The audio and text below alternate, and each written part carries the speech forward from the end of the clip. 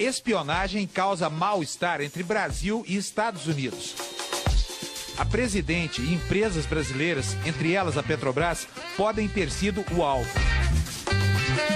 O caso ganhou novas proporções. O encontro, que aconteceria em Washington no final de outubro entre a presidente Dilma e o presidente Obama, foi adiado. Segundo o Planalto, a decisão ocorreu em comum acordo entre os dois líderes. As denúncias partiram de documentos secretos do ex-agente da NSA, a Agência de Segurança Nacional dos Estados Unidos, Edward Snowden. Elas foram divulgadas aqui no Brasil pelo blogueiro americano Glenn Greenwald. Em nota, a presidente Dilma considera grave e um atentado à soberania nacional a interceptação de comunicações e dados.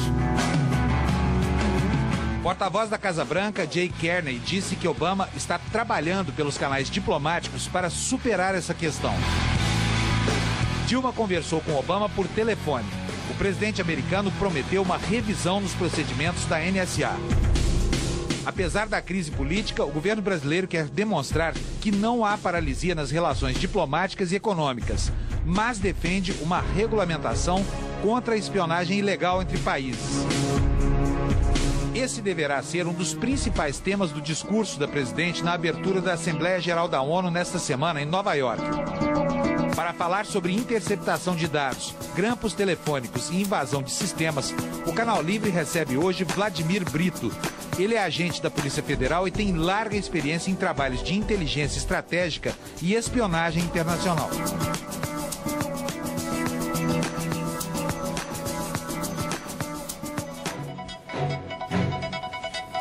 Boa noite. E para entrevistar o agente da Polícia Federal e pesquisador de inteligência Vladimir Brito, estão comigo no Canal Livre hoje os jornalistas Fernando Mitre e Sérgio Gabriel. Vladimir, muito bem-vindo. Seu currículo é invejável. Você é pós-doutor nessa área. Na verdade, eu sou doutorando com algumas especializações e mestrado. Ok. Agora, a internet, quando se popularizou aí a partir do final da década de 80 e no início dos anos 90, foi anunciada como um grande pilar da autonomia e da privacidade, da realização pessoal. O quanto a internet é efetivamente segura no plano das individualidades? A internet é muito frágil, né? Sob o prisma dos indivíduos, né? As tecnologias que são utilizadas no dia a dia, seja redes como wireless e assim por diante, os smartphones, tem uma série de fragilidades que tanto existem que são exploradas pela criminalidade, né? Então, obviamente, você tem que ter tecnologias para garantir essa segurança e assim por diante. Os bancos, por exemplo, já tem há alguns anos, a Fenaban divulga, eles têm mais incidentes virtuais do que assaltos físicos, por exemplo, né? Quer dizer, quem tem vida digital não tem privacidade garantida. Essa é a questão, né, doutor? Tem que se preocupar bastante, inclusive com os dados que você fornece e que você disponibiliza em redes sociais, porque muitas vezes eles estão mapeando o que é a sua vida, a sua rotina, quem é a sua família, né? Agora, quando se fala desse gigante, que é essa agência americana, a NSA, que espiona tudo que ela quer, inclusive a vida pessoal, né, do cidadão. Nos Estados Unidos eles tiveram problema, porque lá teve uma reação, né? A cidadania americana, quando se trata da questão interna, reage de uma maneira. Agora, quando se trata dessa guerra internacional de informações, esse monstro eficiente que é a NSA leva uma vantagem desgraçada sobre todo mundo. Eu fico imaginando que condições nós teríamos de resistir a isso. O senhor acha que nós demos já algum passo no sentido de nos proteger? Na verdade, são três questões, né, que você colocou. Em relação à questão da internet, ela foi uma estrutura criada pelo governo norte-americano, né? Por exemplo, o TCP/IP, que é o principal protocolo da internet, foi disponibilizado pelo Ministério da Defesa. Depois de milhões de dólares em pesquisa, imagina uma instituição dizendo, não, tome para vocês podem usar.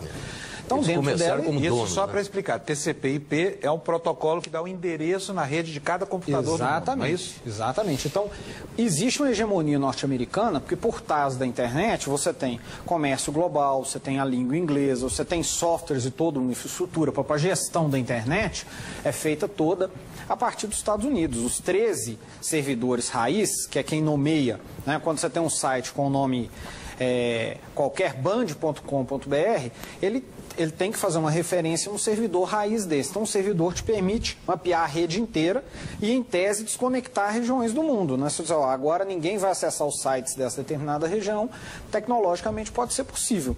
E o controlador da rede, só para o exatamente. E esse são os Estados Unidos. O controlador da rede, em grande parte, embora você tenha organismos multilaterais, de fato, em grande parte. Não só por causa dessa questão política.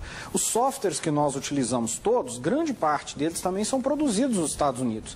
E as agências de inteligência e defesa, como é o caso da NSA lá, ao contrário daqui, elas são os grandes financiadores, né, dessas pesquisas na área de defesa. A indústria de defesa norte-americana era monstruosa, né? Vídeo Eisenhower lá, a denúncia dele do ponto de vista do peso e dos interesses da indústria de defesa. A NSA, por exemplo, trabalha com o horizonte de estar 5 anos tecnologicamente à frente do estado da arte em tecnologia da informação. Ela tem dinheiro, né, para investir em empresas, tem empresas, startups, como é o caso da Inquitel, da CIA, que financiam projetos, por exemplo, inteligência, mapas, né, inteligência de imagens, georreferenciamento, assim por diante, depois repasso em iniciativa privada. Isso tudo é feito com interesse tecnológico. Então, essa hegemonia na rede, né, há poucos dias atrás, o New York Times disponibilizou um arquivo que foi também divulgado pelo Snowden, mostrando supostamente o orçamento da NSA só para poder financiar empresas de criptografia, em que ela compraria a tecnologia das empresas, permitiria que elas continuassem vendendo, né, a sua tecnologia como segura para o restante do mundo, mas ela teria portas para poder acessar o conteúdo daquilo que está criptografado. É como se eu comprasse a senha. Só para o telespectador entender, a criptografia, na verdade, é onde estão os segredos, né? Criptografia são instrumentos que você tem para baralhar, né? Então vamos imaginar que eu tenho uma carta, eu tenho uma chave que baralha aqueles dados em zeros e uns, em dígitos, né, em bytes, e depois só quem tem a outra chave consegue desembaralhar para poder entender. Então, teoricamente, se alguém interceptar a minha comunicação, não vai entender nada, porque vai ver zeros e uns ali, não vai ter sentido. Quer dizer, hoje eu compro essa criptografia, mas o Estado americano já sabe como desvendar esse código. Ao que tudo indica, né, por esse documento, e por se saber que que o grande papel da NSA, além de interceptar, é decriptar, né, que é onde está a informação mais valiosa, o que tudo indica é o seguinte: vários softwares podem ter passado por isso. E aí a pergunta: como eu sei o qual é de confiança e qual não é de confiança? Como? Difícil, porque uma vez que o software é compilado, né, o software, enquanto programador está mexendo, a programação é a linguagem que o ser humano entende, né, que você tem variáveis lógicas, mas que o ser humano entende. No momento que você apertou o botãozinho no programa e compilou aquele dado, ele vira só bits, zeros e uns, você não consegue mais compreender o que está lá dentro. Então, quando você está comprando uma tecnologia que era uma caixa preta, que você não entende nada, você corre o risco de uma parte dessa tecnologia ter sido já desenvolvida previamente com uma porta que permite que uma agência como a NSA entre e colete os dados. Essa é a minha pergunta inicial. Exatamente. Quer dizer, que condições a gente tem de se defender de tudo isso? No caso do software, é garantido que haverá sempre uma porta para a gente entrar quando compra alguma tecnologia ou não? Ou eles vendem a tecnologia, mas segura o software? Pelo peso, não. Você, em geral, a grande parte dos softwares comerciais são softwares que você já compra compilados, eles são fechados, você não sabe o que tem dentro dele. Existem alguns softwares, que alguns inclusive são softwares livres, mas nem todos, são comercializados pela iniciativa privada também, que você entende o que está lá dentro, porque o software você compila ele. O que é importante? Eu não estou aqui preconizando, então agora nós vamos abandonar todos os softwares produtivos que a gente tem que vieram dos Estados Unidos ou de outro país qualquer vinculado a eles, nós não vamos comprar, não é isso não. Mas tem alguns lugares, nós vamos entender o que é fato. Fato é, a princípio, a NSA compra softwares de criptografia e intervém sobre vários outros, porque ela tem um peso econômico muito grande, ela e o Departamento de Defesa norte-americana, sobre essa indústria de TI. O computador foi criado da disputa da Guerra Fria da área de inteligência. Então, vamos imaginar que eu sou do setor de desenvolvimento de tecnologia da Petrobras, eu estou desenvolvendo toda a nossa bagagem, o background lá de prospecção em águas profundas, né? 20 ou 30 anos de pesquisa, bilhões e bilhões de dólares, né, envolvidos nisso. E uma grande vantagem comercial para a Petrobras, vide inclusive o próprio pré-sal, que foi possível por causa disso. Eu posso me dar o luxo de colocar essas informações num local, sabedor disso, colocar essas informações num lugar que elas possam ser acessadas? Muito provavelmente não. E o que eu faço? Aí entra a jornada, que, na minha opinião, não vão ser respostas rápidas, né? Nós estamos num paradigma tal qual os americanos, quando acordaram com os russos no espaço, né? Nos acordamos e o mundo girou e está à frente. Nós temos que ter um projeto aqui que envolve não só a tecnologia, como a própria organização da atividade de inteligência no país. Então, o governo tem que sentar e tem que começar a pensar quais são as áreas que eu preciso proteger a informação. Mapear processualmente, porque eu tenho que proteger a informação, por exemplo, na mesa do presidente com o sistema operacional que ela utiliza, na rede, no roteador que roteia os dados e no e-mail que ela armazena os dados, que conforme for pode estar dentro dos Estados Unidos ou de outro país. Quer dizer, nesse momento, isso aí está inteiramente à disposição dos adversários, entre aspas, digamos assim. Dentro desse modelo tecnológico, né, que nós não dominamos essa tecnologia e que tem agências que intervêm sobre elas, como é o caso da NSA, nós estamos. Então nós estamos vulneráveis. Sem dúvida. Agora, houve um momento no passado, logo no começo do primeiro mandato do presidente Lula, em que o governo tomou uma decisão de natureza ideológica. Falou, toda a nossa plataforma é baseada em software público aberto. Então, os gabinetes dos ministros, essa coisa toda, passaram a usar esses pacotes. Ao invés de usar o pacote da Microsoft, usavam aquele pacote padrão que foi desenvolvido primeiro numa linguagem chamada Linux. Uhum.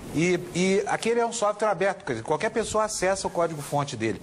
Na sua opinião, isso foi uma atitude certa do ponto de vista da segurança ou equivocada? Certa. Por quê? Porque é o seguinte, do ponto de vista de política pública, o software livre te permite levar o computador, né, barateá-lo e levá-lo para determinados setores da sociedade, como escolas, por exemplo, que ao custo de você pagar pacotes fechados, você inviabilizaria esse tipo de iniciativa. Mas não deixa vulnerável a correspondência, por exemplo, de alto nível no governo? Sim, pois é, o problema de deixar vulnerável, você usar o software livre, até não precisa ser necessariamente livre, mas um software auditável, né, seja o Linux ou qualquer outro, seria um primeiro instrumento. Só que não basta você usá-lo no sistema operacional. Por exemplo, vamos imaginar, eu vou ter um satélite brasileiro. Ok, é um sistema de comunicação nosso. Aí no satélite eu vou usar um roteador com um software que foi desenvolvido a partir da iniciativa do Ministério da Defesa norte-americano. Quem me garante que não tem uma porta, né, nesse roteador que vai transmitir informações ou vai permitir o acesso às informações que estão passando por lá para uma agência como a NSA? Então, algumas áreas que são sensíveis... Como se fosse um vírusinho que fica rodando ali. É como se fosse uma porta que você se conecta a ela. Opa, deixa eu ver o que está passando aqui dentro. Aí eu tenho uma portinha que eu abro, olho o que eu quiser e você já entrega assim? Eu já tenho a chave. É como se fosse assim, é uma tecnologia que eu domino, ela é minha. Eu já fiz com uma porta e entreguei para você. Eles não sabem. Eles compram... Opa, beleza, o software está fluindo aqui. Você tem a chave, entra, abre, olha quando você quer, fecha, sem que eles percebam que você está olhando. Então, por isso que é sistêmico, não adianta uma solução só messiânica, de, por exemplo, eu vou fazer, são iniciativas louváveis, eu vou ter um e-mail seguro, porque é processual. Eu vou ter que pensar o sistema operacional, os softwares que eu utilizo na minha máquina, eu tenho que pensar a rede, eu tenho que pensar os dados que são roteados. Por exemplo, eu estou usando um provedor de acesso internacional, né? Eu tenho que pensar sistemicamente. E isso nós estamos falando só sobre o prisma tecnológico. Né? Então, quer dizer, o que você está dizendo é que essa solução lá que foi proposta pelo Palácio do Planalto, de criar nos Correios ou em outra estatal uma central de armazenamento de e-mails própria, não resolveria o problema, é isso?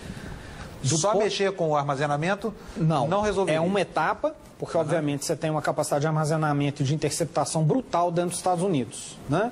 E você tem todos os dados dentro dos Estados Unidos. As pessoas se esquecem que a internet é virtual, mas as empresas são físicas, né? Então, as empresas estão sediadas nos Estados Unidos, estão sob a égide do governo americano. E sob o interesse do governo americano e com todo esse poder tecnológico. O caso da Guerra das Malvinas é um exemplo que eu considero extraordinário, né? Os Estados Unidos declararam guerra à Argentina em apoio à Inglaterra, não é? E quando começaram os combates, os Estados Unidos... eles detinham a tecnologia dos mísseis que haviam vendido para a Argentina. E eles interferiram na pontaria dos mísseis de lá.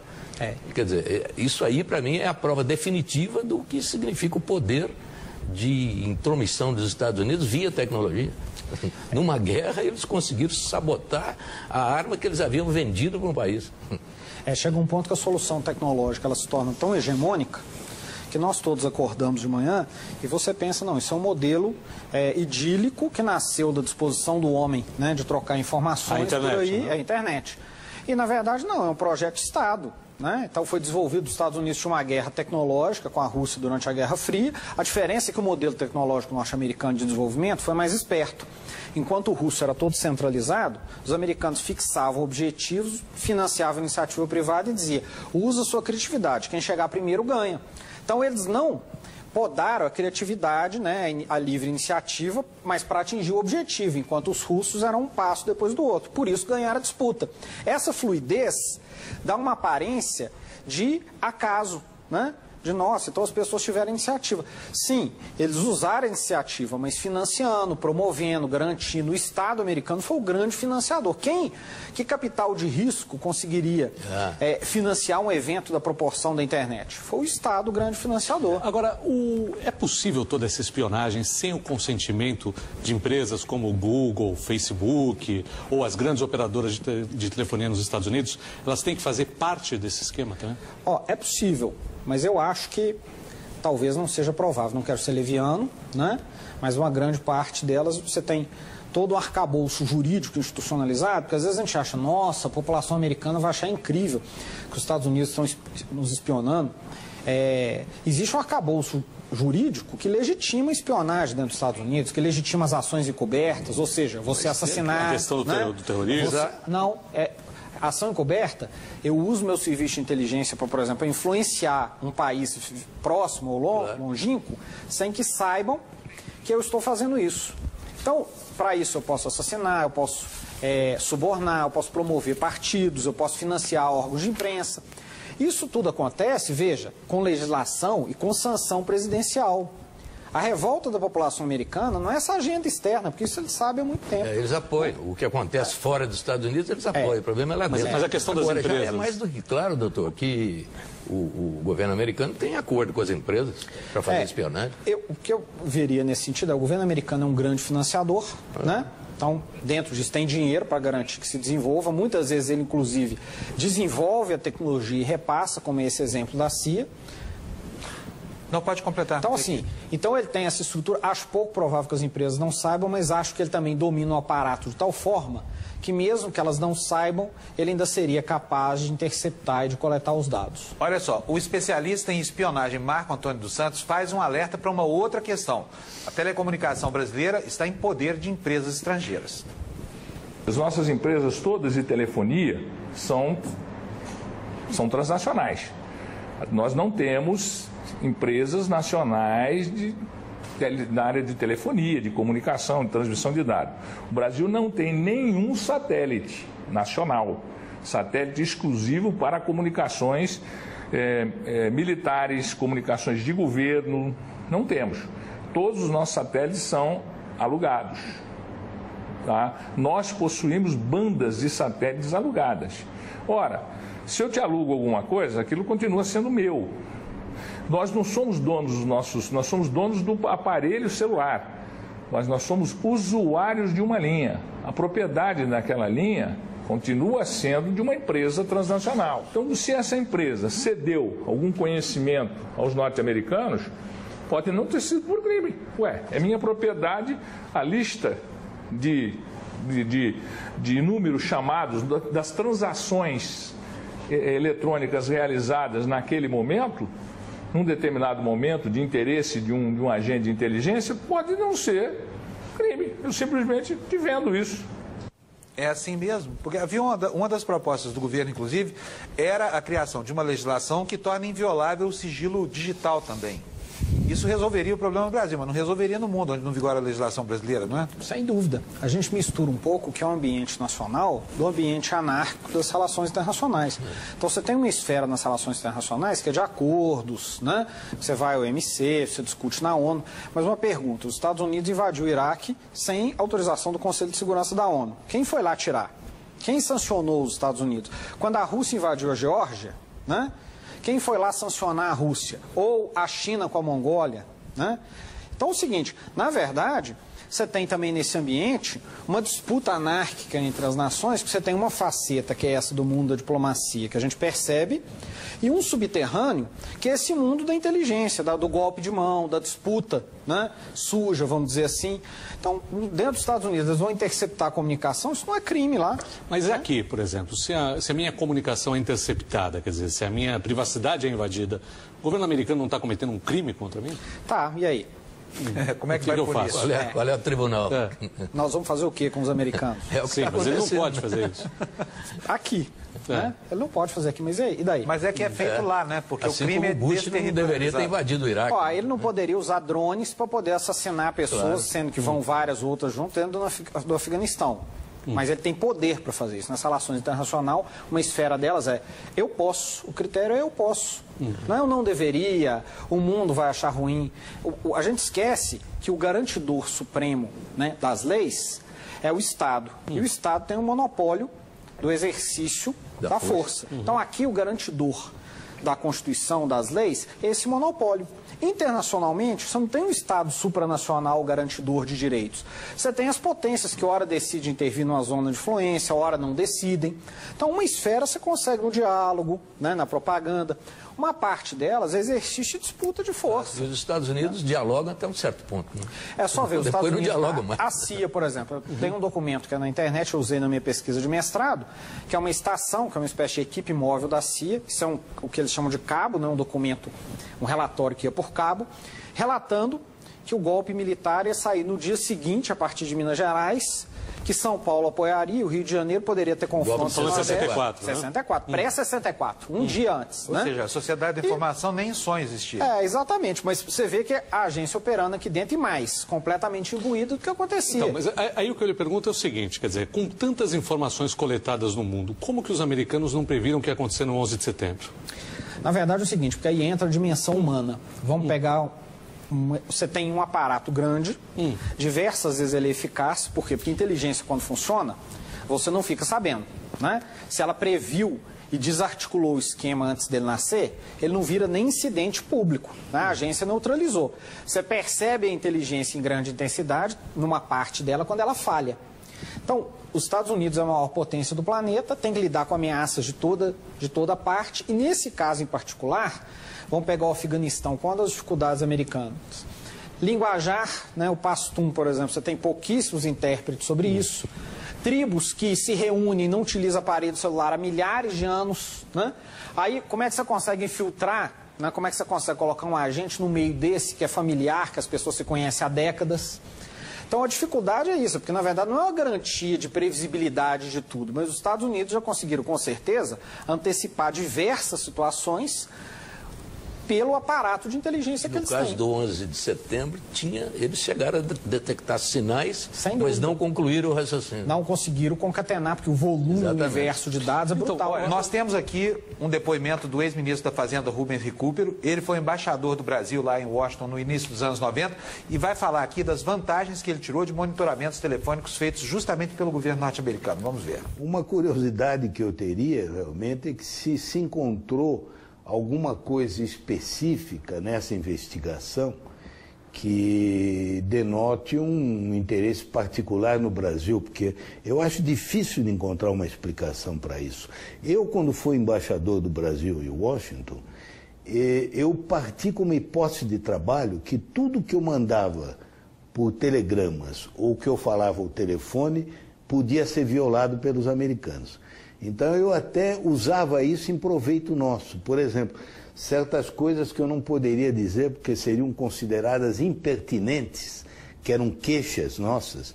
Por exemplo, eles não reconheciam o governo de Angola, com o qual o Brasil mantinha muito bom relacionamento, né? E queriam que nós reconhecêssemos o do Haiti, que era favorável a eles. Então eu usava amplamente as comunicações telegráficas e telefônicas para mandar um recado, porque eu sabia que eles estavam ouvindo. E eu acho que essa é uma boa uma boa tática, né? Usar para se comunicar com eles. Realmente é uma boa tática. Agora, o Rubens Barbosa, outro ex-embaixador brasileiro em Washington, conta que ele foi espionado. A embaixada brasileira foi espionada. Descobriu que tinha um cabo ligando diretamente ao Departamento de Estado, né? É uma coisa comum, tipo assim, a visão dele respeitando o ex-ministro, mas, por exemplo, ele controlava o que ele dizia.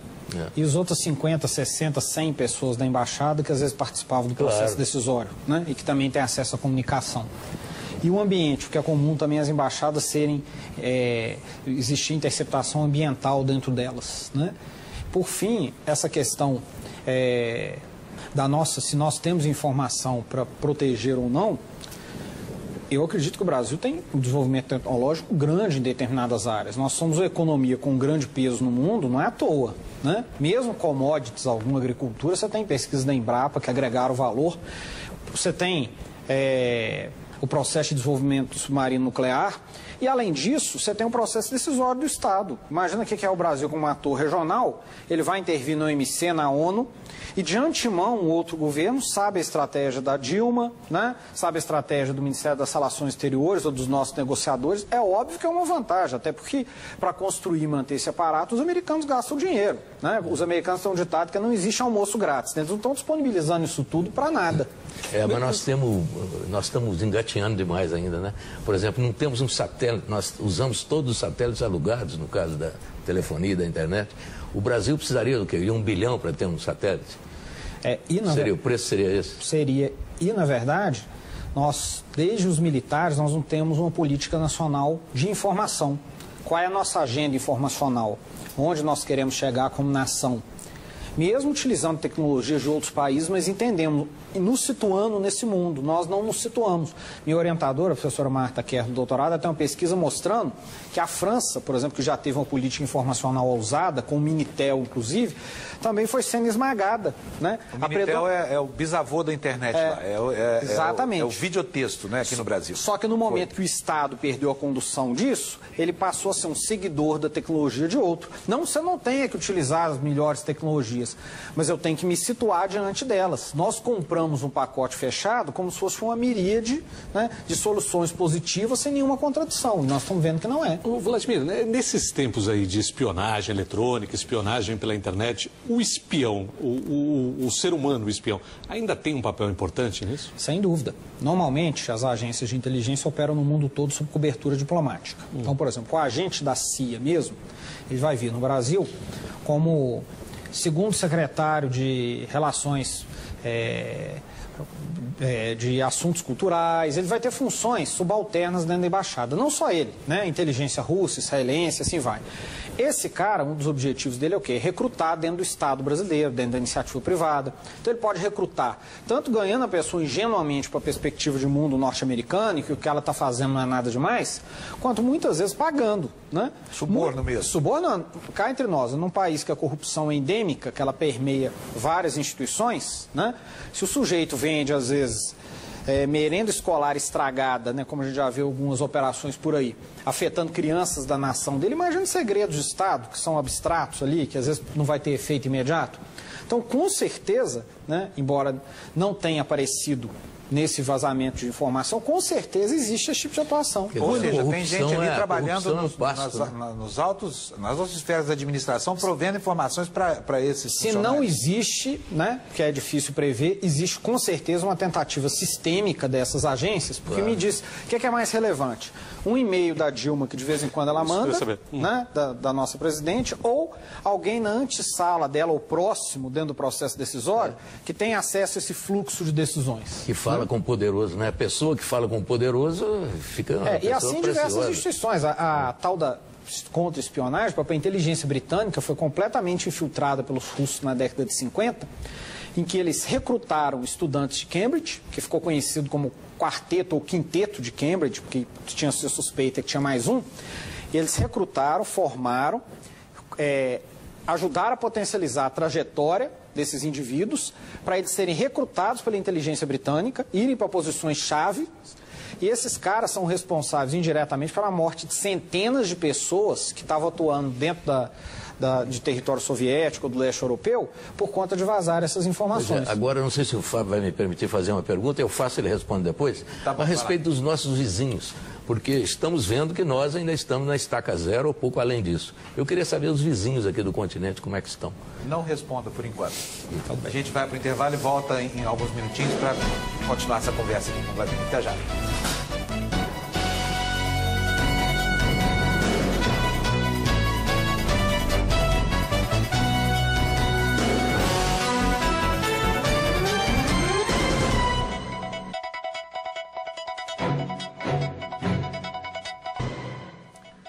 Estamos de volta com o Canal Livre, que esta noite recebe o agente da Polícia Federal, especialista em inteligência, Vladimir Brito.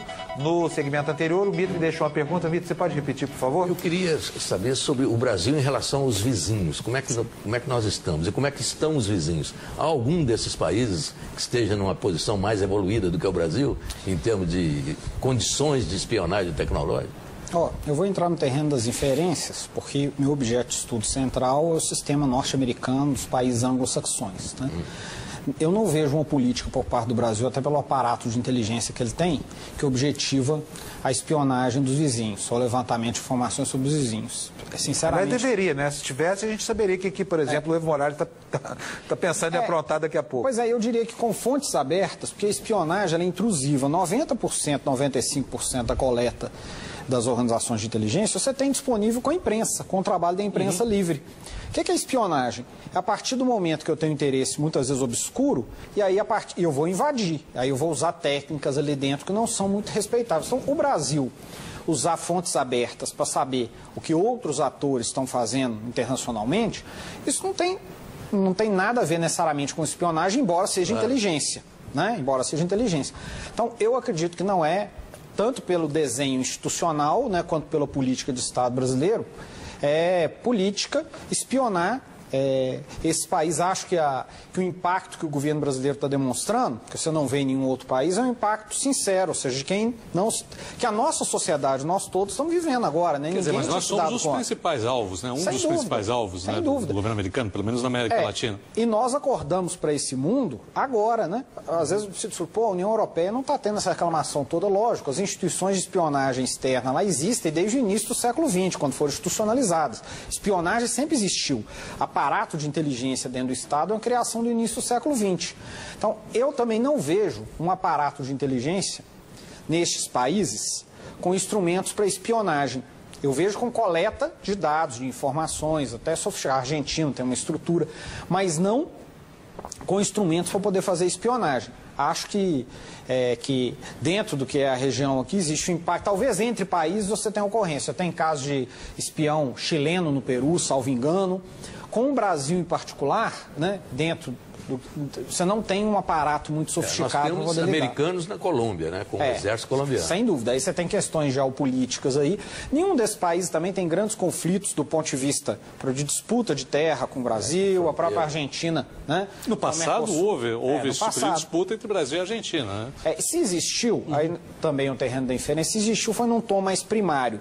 Não é sistêmico, né, como o modelo das grandes agências do mundo, que tem diversas disciplinas, intercepta telefone, e-mail, tem satélite que coleta imagem com grande precisão e aproximação, tem fontes humanas, fontes abertas, você tem vários instrumentos de coleta, a agência só para concatenar os dados, para bricolar esse volume de dados todos e produzir sentido, tecnologia para poder analisar isso, né, de maneira automática para o ser humano entrar em algumas circunstâncias.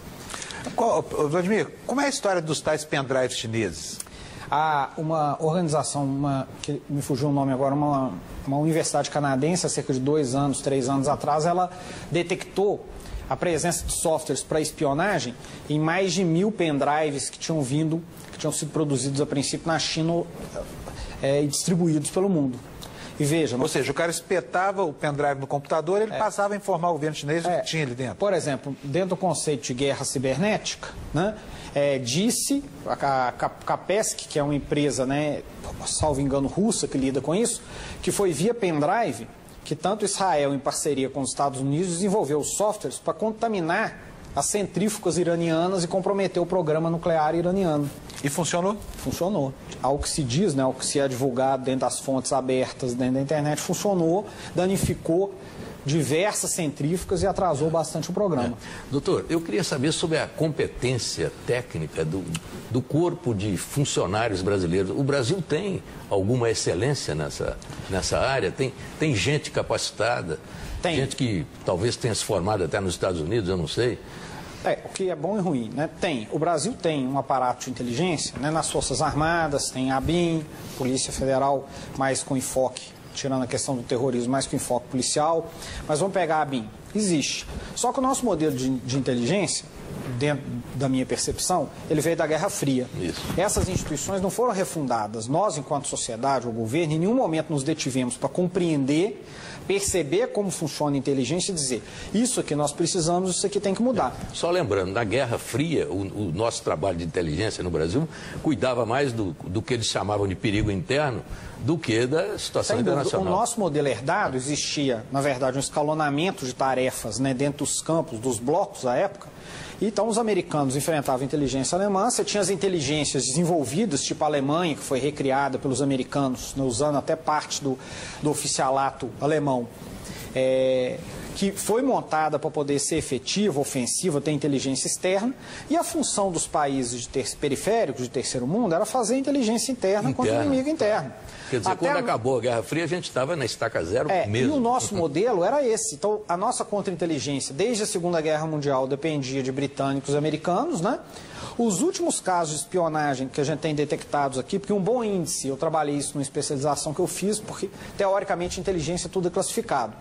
Mas você tem, nos Estados Unidos, uma instituição do Congresso que mapeia todos os casos de prisão de espiões que vêm a público. Ou seja, nós não estamos discutindo aqui os que não vieram a público.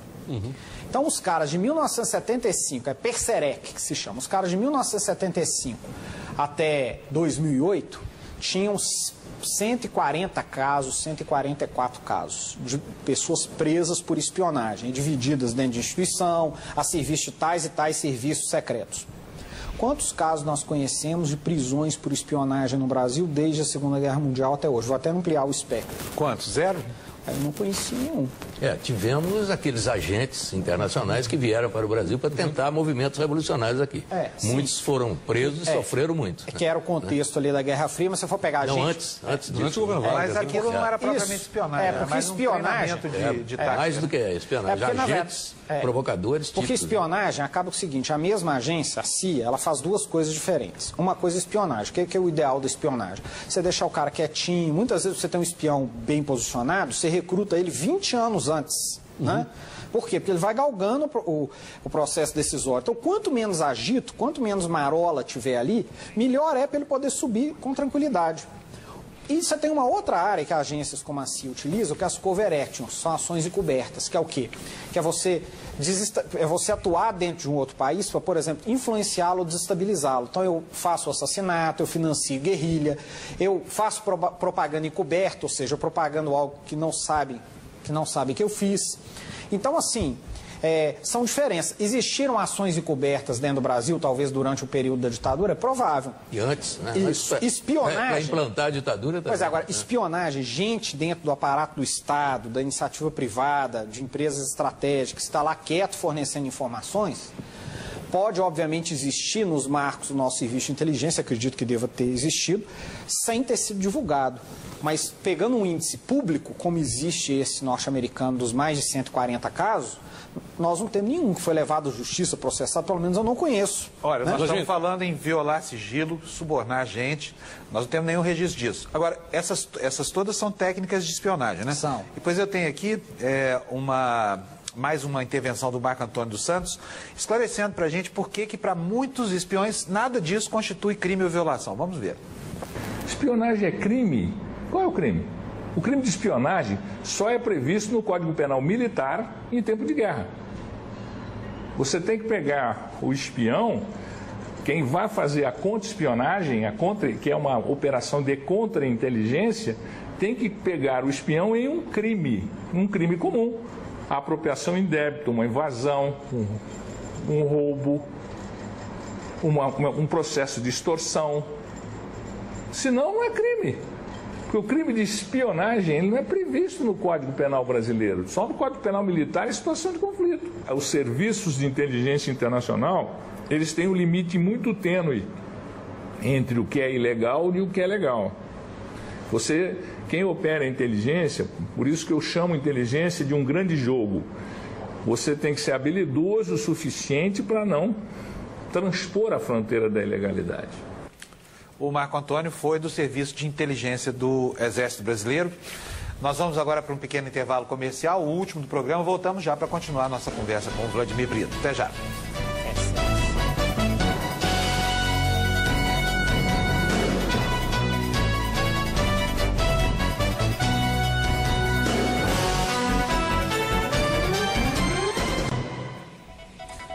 Estamos de volta com o Canal Livre, que esta noite recebe o agente da Polícia Federal, Vladimir Brito, que é especialista em inteligência. Vou passar a palavra para o Sérgio Gabriel, mas antes nós mostramos no segmento anterior um outro especialista em segurança dizendo que muita coisa na área de espionagem, que seria crime na vida civil, acaba não sendo crime. Afinal de contas, a espionagem é crime ou não é? A referência legal que você tem no nosso país é a Lei de Segurança Nacional, né? Que teoricamente é uma lei antiga, salvo engano, de 83, né? E que é genérica. Então, aqui falta ser regulamentado. Além disso, os instrumentos para as agências lidarem com espionagem, é aquilo que eu falei antes.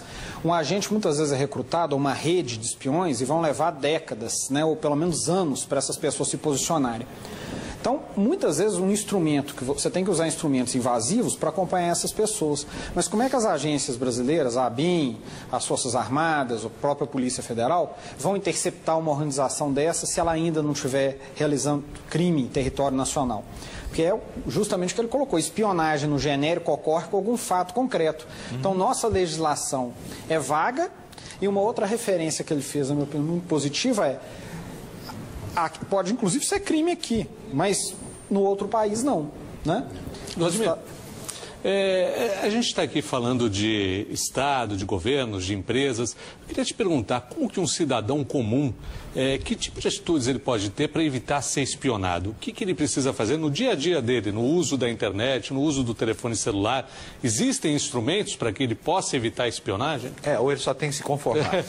Tem que se conformar que ele será espionado. Se for uma espionagem, né, de uma organização criminosa, espionagem da mulher querendo saber se ele tem um amante, assim por diante, se ele usar os instrumentos de criptografia que você tem por aí, se ele evitar disponibilizar conteúdo demais dentro das redes sociais, se ele limpar, né, os dados dele dentro do computador quando ele sair, se utilizar softwares de acesso anônimo, né, que não permitem registrar o endereço da sua máquina quando você vai, ele vai ter medidas razoavelmente preventivas.